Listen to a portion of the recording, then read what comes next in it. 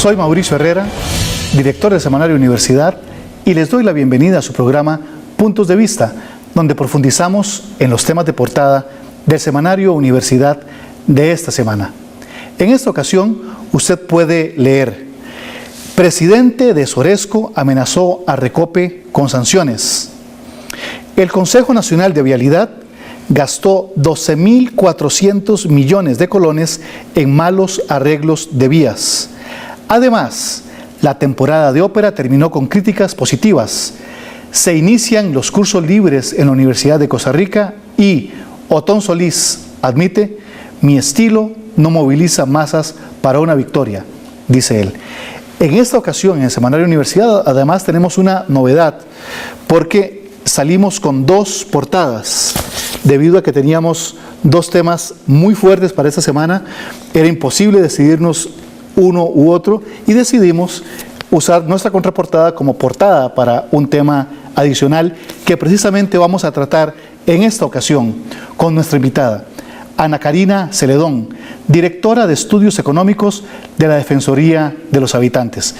Un gusto tenerla aquí en el programa, Ana Karina. Un placer estar con ustedes. Ana Karina, vamos a hablar de el informe más reciente que presentó el 3 de julio el Laboratorio Nacional de Modelos y Materiales Estructurales de la Universidad de Costa Rica, el ANAME. Esencialmente, el ANAME está afirmando en su estudio que de 4.493 kilómetros de rutas nacionales en el país, 1.030 kilómetros han tenido inversiones ineficientes en los arreglos que se les ha hecho, es decir, el equivalente al 22% de la red. Y en ese 22% se han usado 12.400 millones de colones cuya inversión no ha sido satisfactoria, pero aún más. De esos 1.030 kilómetros, 667 han sido carreteras en las que se ha invertido dinero, y a pesar de que se invirtió una suma importante, 7.200 millones de colones, se deterioraron en esos 2 años. Y que la colocación de asfalto acaparó cerca de la mitad del presupuesto invertido en esas 22 zonas de conservación. Estos datos, a grosso modo, para usted como investigadora de la Defensoría de los Habitantes, ¿qué le revelan? ¿Qué le manifiestan a la luz de lo que ustedes han venido trabajando? Me parece que son consistentes con lo que la Defensoría ha venido observando a lo largo de los años de la gestión del Estado en sí en materia de infraestructura y particularmente en la gestión del CONAVI. No nos sorprende, digamos, estos resultados. ¿Y por qué no los sorprende, digamos, a partir de cuáles datos que ustedes también han venido trabajando y observando en su trabajo? Desde la creación de CONAVI nosotros le hemos dado un seguimiento a la ejecución de los recursos. Recordará usted cuando se detenía la discusión de que si Hacienda le trasladaba todo lo correspondiente al impuesto sobre los combustibles o no, etcétera. Pero en los últimos años hemos tenido que pasar de eso a empezar a ver qué es lo que está haciendo CONAVI en diferentes situaciones. El año pasado, el hundimiento en la autopista General Cañas fue como el detonante de una situación que nosotros vimos que superaba una cuestión meramente coyuntural de lluvias en un momento determinado para pensar en que había algo más. Y así fue como iniciamos una investigación de oficio precisamente sobre la gestión de CONAVI. De lo que nosotros fuimos viendo y de la forma que fuimos desarrollando la investigación hasta que la concluimos la semana pasada, que se notificó el informe con recomendaciones, nada de lo que dice la ANAME ahora nos puede sorprender, nos parece totalmente consistente. ¿Cómo es que un país como Costa Rica, donde se ha venido invirtiendo sumas importantísimas de dinero durante los últimos 15 años, se llega a un nivel en el cual ocurre algo que para cualquiera sería inadmisible, que es invertir dinero y que aún así la obra se deteriore, que es algo que desde el sentido común para cualquier persona sería inaudito? Invertir un millón de colones en el arreglo de su casa y que su casa quede peor después de que le ha metido ese dinero. ¿Cómo es que se ha llegado a esa situación y por qué? Si a usted le pasa una vez, usted puede decir, bueno, fue un error de planificación, o se diseñó mal, o tal vez no se tomaron bien las medidas, etcétera. Pero cuando usted ve que es una situación que se repite una y otra vez, usted tiene que llegar a la conclusión de que lo que tenemos es un problema estructural. Y en el caso del CONAVI, como en muchos otros entes del Estado, la situación es esa. CONAVI nace en una coyuntura en la década de los 90 del siglo pasado, cuando entramos en una dinámica estatal en que se pretendía que el Poder Ejecutivo tuviera sus ministerios, digamos, que dictan políticas y funcionan teóricamente como entes rectores, y luego órganos de máxima desconcentración que se supone que son los que van a ser los que ejecutan obra. En esa lógica del Estado que se creó a finales del siglo pasado, se enmarca CONAVI y se enmarca su consejo hermanito, que es el Consejo de Transporte Público, que es igual o todavía más profunda la situación. Estos entes tienen además la particularidad de que en sus órganos decisorios, las juntas directivas, no están representados únicamente el Estado, que digamos era la forma tradicional en que funcionaba cualquier órgano estatal, sino que representantes de sectores privados interesados en la actividad también están sentados en la junta directiva tomando decisiones. Y que de ahí en origen uno podría pensar en lo inaudito que sería imaginarse que una parte interesada vaya a fiscalizar efectivamente las tareas que debería supervisar. Pues sí, en su momento la figura nos imaginamos que era un reflejo de una necesidad de participación de la sociedad civil en la toma de decisiones, una forma de ejercicio de democracia participativa. Pero no se midió que eso podría llevar a un conflicto de intereses permanente. Entonces, si usted tiene sentados en el mismo lugar donde se toman las decisiones a quienes ejecutan la obra o quienes son miembros de la organización a la que se le puede contratar, etcétera, etcétera, no estoy hablando en casos específicos, pues ya sabemos que eso crea dificultades. Y yo no le puedo dar datos específicos en el CONAVI, pero por ejemplo en el hermanito, que es el Consejo de Transporte Público, el caso es clarísimo. Precisamente para conversar acerca de los efectos que tiene este modelo en la gestión de los recursos públicos, después de la pausa vamos a profundizar en ese punto. Quédese con nosotros.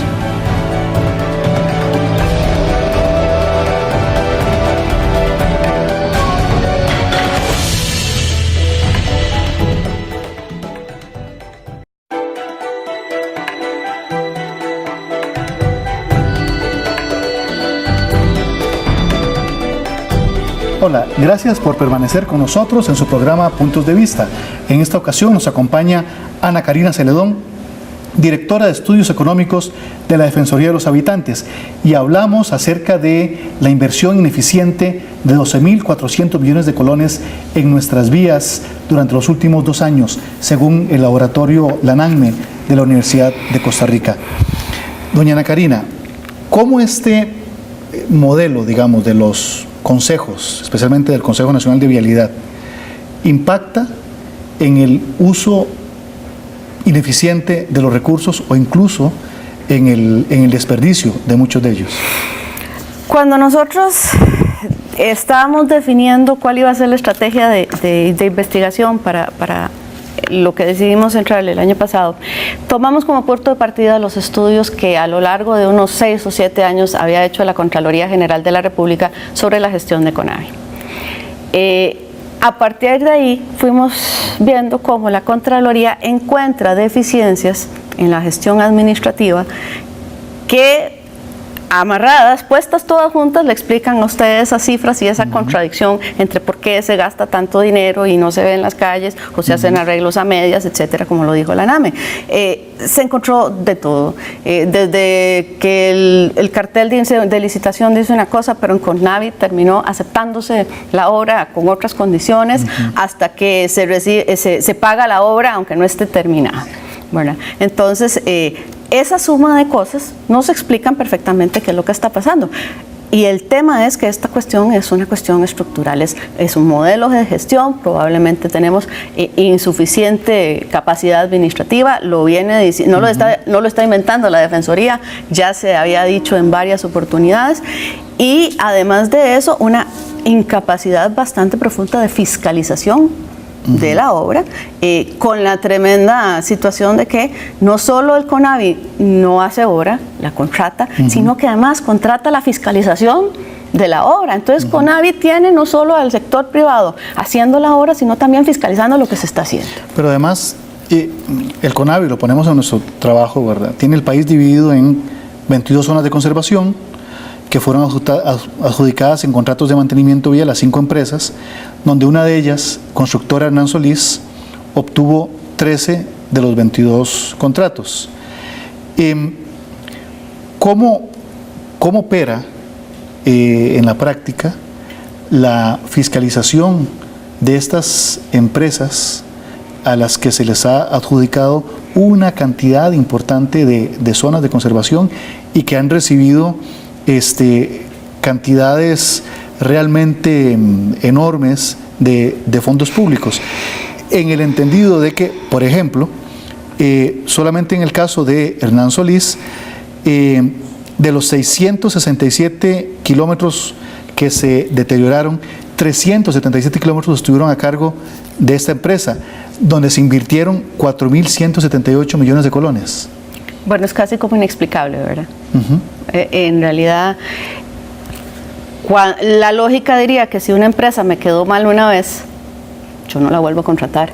Y si tengo que contratarla porque no me queda más remedio, pues voy a ser súper cuidadoso a la hora de recibirle la obra, etcétera.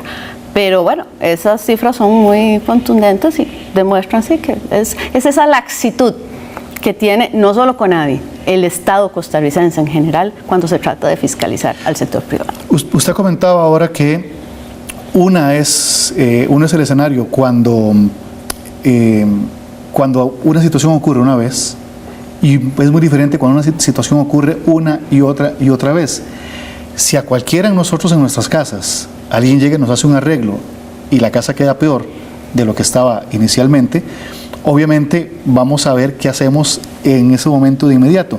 ¿Cómo podemos explicarnos? ¿Cómo se explican ustedes desde la Defensoría que este modelo haya estado funcionando durante casi 2 décadas y que se siga manteniendo, y no solo eso, sino que se sigan manteniendo las mismas empresas en ese esquema? Bueno, esa respuesta es mejor que se la dé la gente de CONAVI. Desde la perspectiva de nosotros, lo que vemos es que muy probablemente esa composición de la junta directiva, ese permanente conflicto de interés donde está el interés público y el interés privado, todos sentados en la misma mesa tomando decisiones, pues definitivamente eso tiene que afectar. Y la otra cuestión es la capacidad misma que pueda tener CONAVI para revisar, fiscalizar, etcétera. Bueno, tanto es así que nosotros les recomendamos le recomendamos a CONAVI en este informe que haga una evaluación fuerte de sus estrategias de fiscalización y que se olvide de estar contratando la fiscalización y que haga la fiscalización concretamente. Pero también le recomendamos al Poder Ejecutivo la posibilidad de valorar, cambiar el esquema, buscar otra forma de hacer las cosas. ¿Para qué? Para que no tengamos tantos recursos dispersos, porque tenemos a CONAVI, tenemos al MOB y no hablemos de Consejo de Concesiones, que también entra en esta modalidad, ¿verdad? Y mejor a la larga, tenemos un único ente fuerte, capacitado, con el suficiente recurso técnico que pueda servir como contraparte ante el sector privado. Que se ha planteado incluso la posibilidad de retornar al modelo del MOB como la parte que incluso ejecutora, pero que se cargue toda la planificación y demás, pero que retome ese papel vigoroso que tenía anteriormente. Sí, lamentablemente el modelo de desarrollo costarricense se metió en la vorágine del Estado, debe de salirse de hacer Estado obra, subsidiario. Estado subsidiario, casi que Estado nada más presente, déjele todo al sector privado. Bueno, pero 20 años después... Lo que hemos visto es una vorágine de negocios donde se han favorecido empresas privadas de manera importante. Exactamente. Es que, sin que el servicio haya mejorado realmente. Sí, bueno, es que usted pasa de situaciones de libertad, que es lo que está detrás de esto, y darle el espacio al sector privado, etcétera, a pasar a libertinaje, ¿verdad? Y si usted tiene un Estado débil, que no tiene funcionarios, que no tiene capacidad, que no tiene recursos, bueno, pues entonces el plato está servido para que el sector privado, que es el sector fuerte en este caso, pueda actuar a sus anchas. Usted me decía ahora que quizás deberíamos preguntarle a CONAVI. Me pregunto más bien si debemos consultarle eventualmente a la Fiscalía al respecto. Puede ser. Para profundizar un poco más en esto, lo haremos en el próximo bloque, cuando regresemos aquí en su programa Puntos de Vista.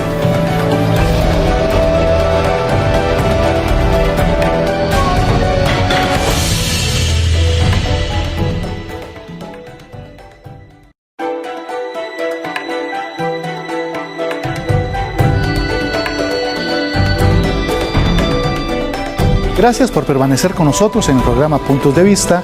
En esta ocasión nos acompaña Ana Karina Celedón, directora de Estudios Económicos de la Defensoría de los Habitantes, y conversamos acerca del informe presentado el 3 de julio por el Laboratorio Nacional de Modelos y Materiales Estructurales de la Universidad de Costa Rica, el ANANME, donde, entre otras cosas, concluye que 12.400 millones de colones han sido invertidos en obras o en carreteras cuyo desempeño no ha sido eficiente o incluso que se han deteriorado.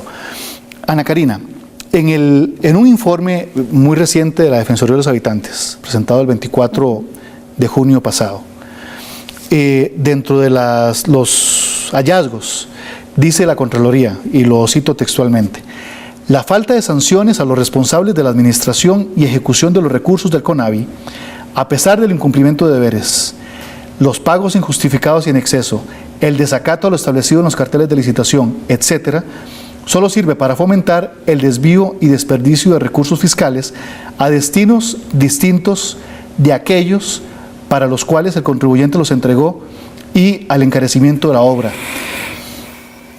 Está planteado en un lenguaje, digamos, elegante, pero aquí estamos hablando de corrupción. ¿Cuánto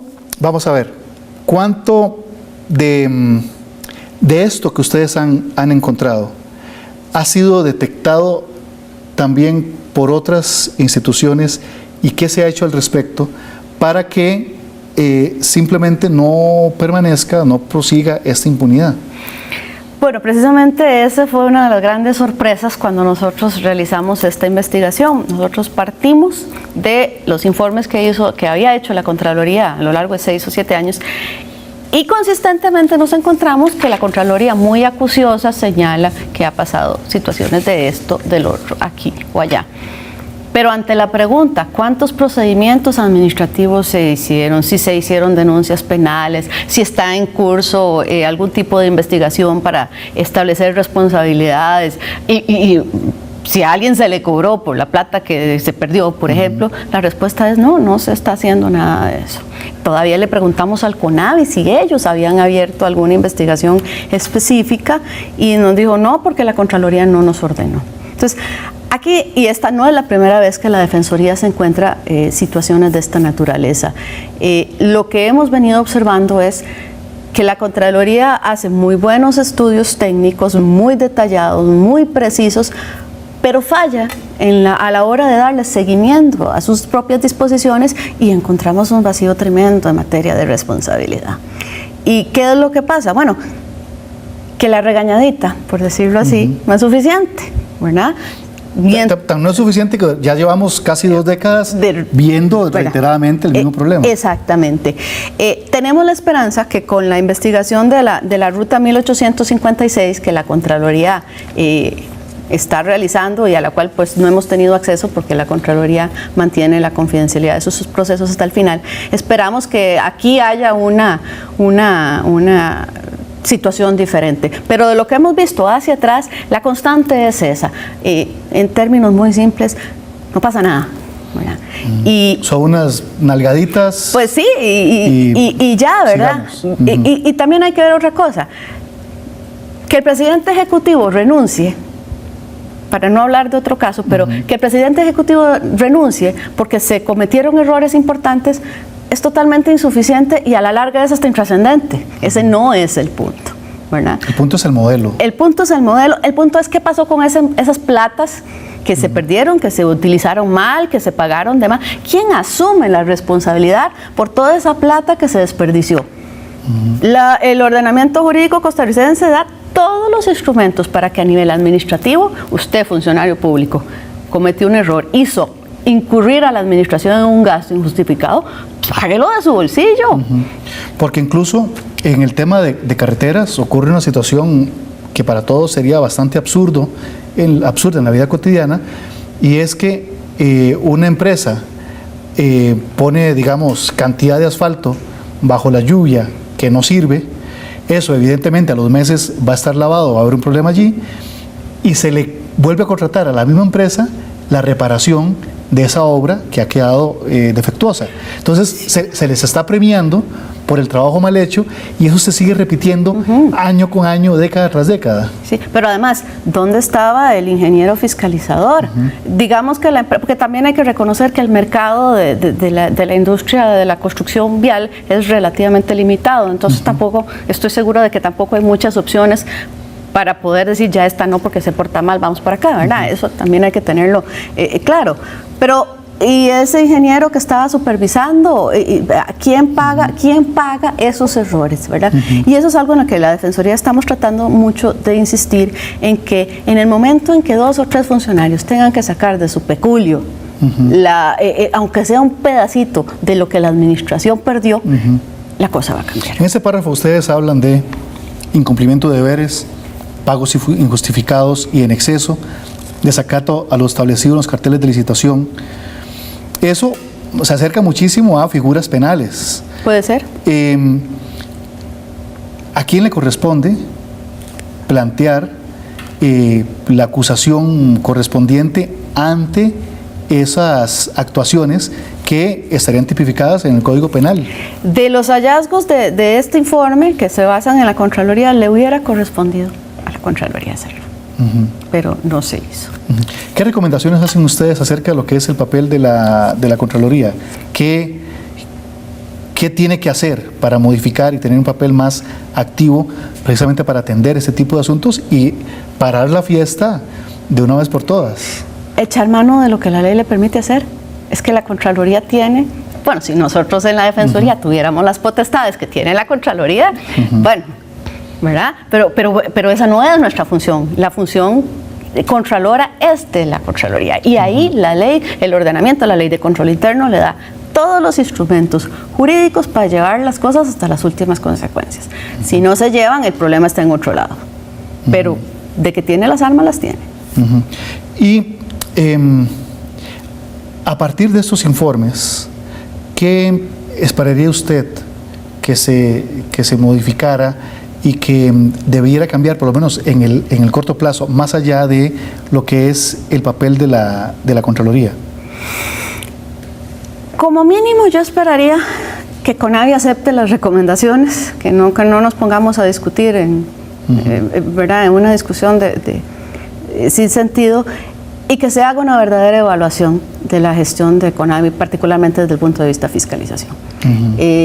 Ya el Colegio de Ingenieros y otras entidades habían señalado que CONAVI debe por lo menos cambiar su rumbo. Incluso hay unas recomendaciones del grupo que encabeza el Colegio de Ingenieros muy duras, en el sentido de decirle, mejor déjenle las cositas pequeñitas a CONAVI y que sea el... Bueno, más allá de eso, porque eso requiere una reforma de ley, y ya sabemos lo que eso significa, pero por lo menos en el corto plazo es una autorrevisión de CONAVI, que va por supuesto más allá de que haya una nueva o un nuevo director ejecutivo. Esto es de fondo, autover, y por supuesto aceptar las críticas, porque si no estamos en las mismas. O incluso, digamos, ya como se ha planteado la posibilidad de la eliminación o el cierre de la figura de los consejos. Pues sí. O por lo menos de esta... y aún más de la participación de sectores privados dentro de los consejos, que es precisamente poner a los fiscalizados a intentar fiscalizarse. Exacto. Y algún fiscalizado, por ejemplo, en el Consejo de Transporte Público le va a decir, bueno, es que es la única forma de que logramos que las cosas caminen, ¿verdad? Y sí, yo lo entiendo, porque el Estado tiene tantas dificultades para moverse que resulta totalmente atractivo y válido para un sector en específico decir, ahora que yo estoy sentado aquí, yo puedo tomar mis propias decisiones.